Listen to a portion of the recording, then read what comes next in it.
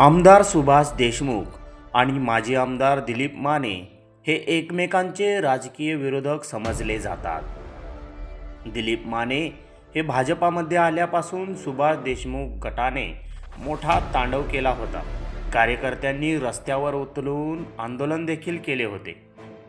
परंतु सोलापूर महानगरपालिकेच्या निवडणुकीत एक वेगळेच चित्र पाहायला मिळाले. उत्तर सोलापूर तालुक्यातील कोंडी जिल्हा परिषद गटात चर्चेत असणारे मनीष देशमुख आणि पृथ्वीराज माने हे एकत्रच प्रचार करत असल्याचे दिसून आले आहे.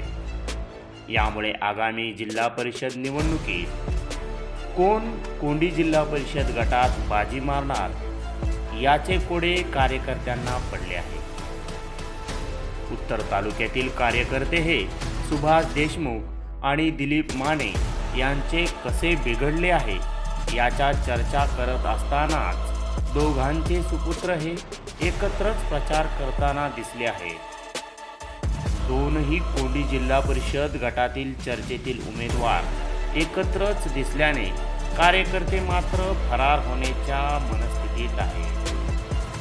एकीकडे दोघांचे वाकडे आहे हे सांगण्यात कार्यकर्त्यांचा दिवस जात आहे आणि तिकडे हे दोघे एकत्र आल्याने कार्यकर्त्यांची चांगलीच झाक उघडली आहे.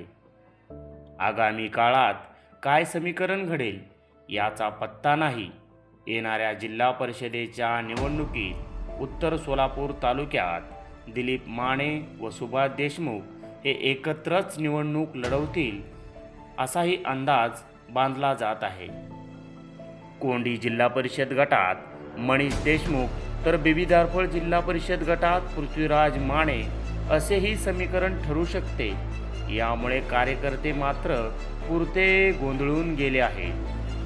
कोण कोणाला धप्पा देणार याच्याही चर्चा उत्तर तालुक्याच्या राजकारणात चांगल्याच रंगत आहेत.